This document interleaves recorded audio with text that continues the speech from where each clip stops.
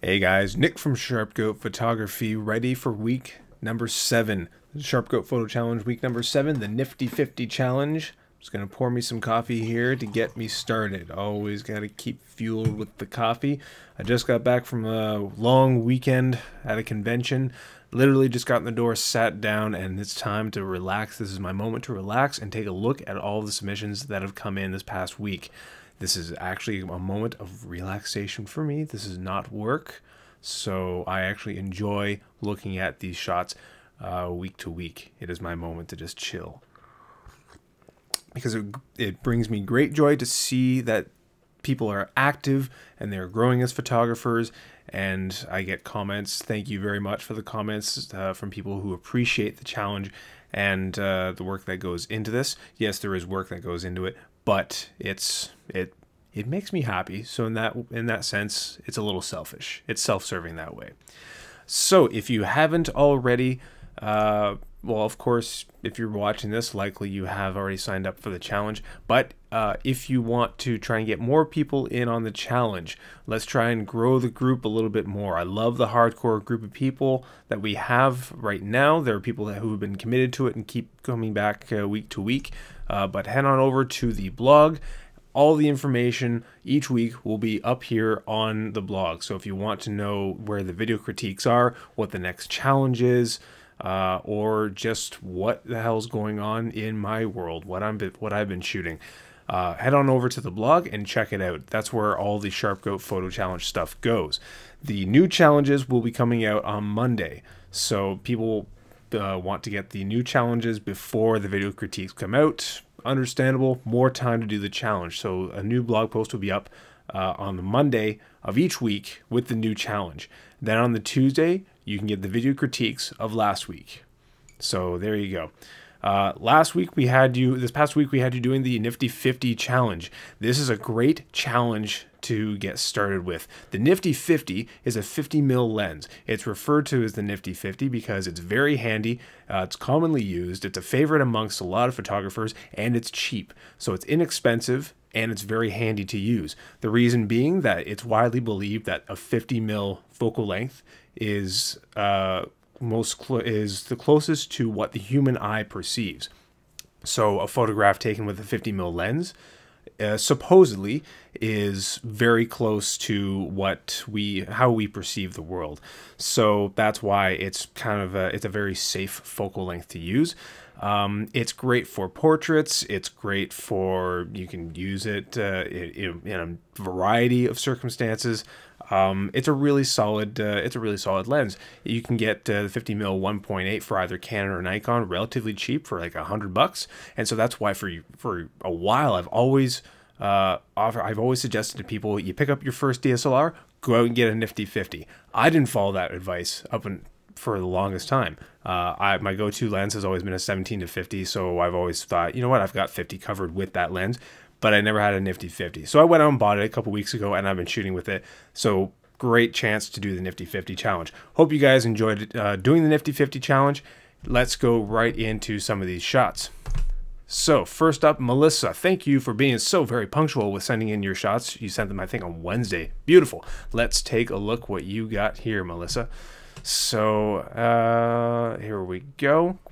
Great. So we're looking at I Heart Zombies. Digging the shirt. 5D Mark II, 50mm 1.4. Alrighty. And you're shooting all the way open, 1.4. ISO 250, 1/80. Cool. And this is why the 50mm works as a really good portrait lens.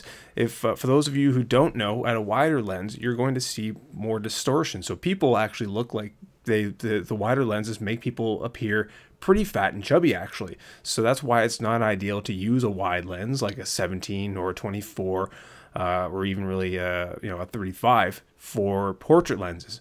It's not very flattering. So the longer the focal length, the more the image is going to get compressed. So that's why you should prefer to use 50, 85, 135, 200. The more you go up, the more compressed it's going to get. So that's much more flattering for a person. So 50 mil, some photographers will disagree that 50 mil is not a good portrait lens. Screw it, it's good. Look at this beautiful portrait shot. A little bit on the underside. On her face, it's nicely exposed. Throughout, it's a little bit darker, so maybe you could afford maybe a half stop to a stop more of light. But all in all, it's a good portrait shot. A little bit. Watch the headroom up here, just a wee bit too much. Just bring it down a little bit more. Could probably split that distance in half. I'm wondering how much distance you've actually got between the subject and the wall behind you. You haven't got her back right against the wall. Sorry, the coffee's going to go. I'm going to switch gears to water here. A little problem with the throat here. I'm wondering how much room you have actually between your subject and the wall behind her. A little bit more room would be really nice. Not a big deal though. 1.4 for portraits. That's ballsy to shoot at, because that focal length, that depth of field is so very sharp. It's easy to miss your focus on your subject. When they're flat on you, you want to get the focus right in on the eye. It looks like you pegged it though, so that you pulled that off pretty well.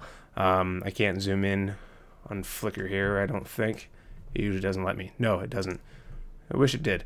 But no, it doesn't. No, it doesn't. But looks from here. Hey, go back. I'm not done yet. It looks from here that you did peg the focus on her eyes. So good job. Good on you for that. And I like how the light's coming. It's striking this side of her face.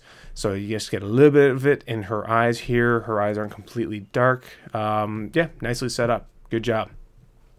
And let's see here. Plus, it's a nice shirt. I like that shirt. Oh God, what time was this shot at? Good. No more winter. No winter. Bad. I don't like winter. Sorry. I do like winter, but it's past. It's done. Let's move on to spring. The park, February 2014. All right, so a couple months ago. Beautiful. 50 mil, 2.5, 1/800 to cut down on that light and to freeze the action. I like this very much. Black and white, this sucker. That would be a beautiful black and white image, I think. Because for some reason it's just it's screaming black and white for me. But I would really love if you could black and white that and send it back to me so I could see what it looks like. But this right here, it's a beautiful shot that's framed up here. The snow is frozen right in the moment here. Everything is whited out. I really like the composition of this. Really do. The swing set over here, it looks like father child having a play date out here in the snow. Yeah, I dig this. Black and white would be an excellent way to go. Yeah, good job. I took this one for the high ISO challenge, but didn't include it. I do remember something similar, a similar shot that was submitted for this, but that's okay. I'll allow it. So let's see, 50 mil f2.0 ISO 6400. So this was the high ISO challenge that we shot a couple of weeks ago, or was this just last week? God, which week is this now? I can't remember. It must have been last week. Time flies. So yeah, okay. So this was for the high ISO challenge, and yeah, it's got some lovely grain over here. Again, I would even venture. I would even say black and white. This one that might even look pretty good too. And you'd also get away with a lot more. Get away with the grain a lot more. The light striking, the way the light's striking this young lad's face here is great. First of all, you're getting the reflection in the eye here. It's lighting up his face, separating the entirety of his face. You're getting the full definition of his profile here from the background, the dark background, and it's catching a bit of this ear here. Very nicely composed, very nice. I wondered, was this one cropped at all? Because this one, it was very nicely framed up. I dig it very much. Good job. And and going back to this one as well, that was what, 2.0. Again, very easy. It looks like you may have missed focus just a little bit as I'm looking at it now.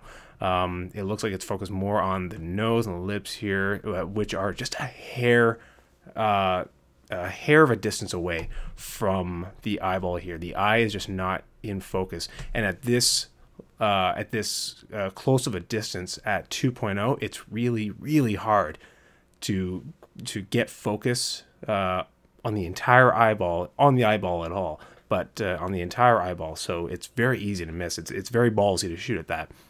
But good on you for trying, because it's very close.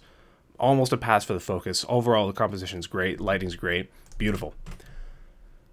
Poor three-legged horse. Oh, it got amputated. No, that's no good. But it's got a mean-looking mohawk.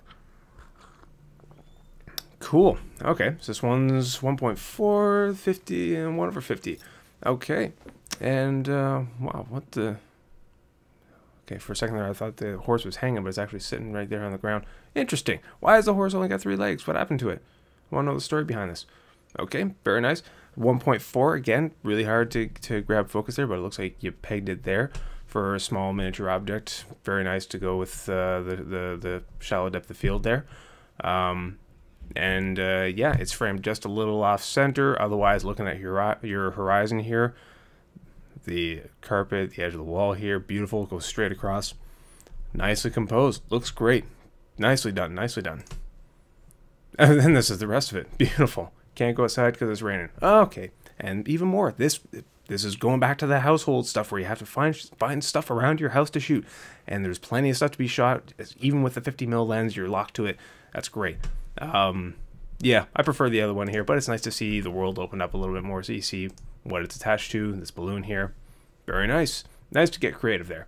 Awesome, really good shots, Melissa. Thank you so very much for submitting.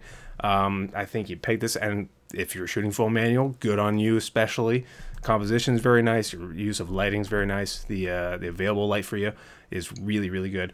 Yeah, you're a pro with the 50. Thanks a lot for submitting. We'll see you next week.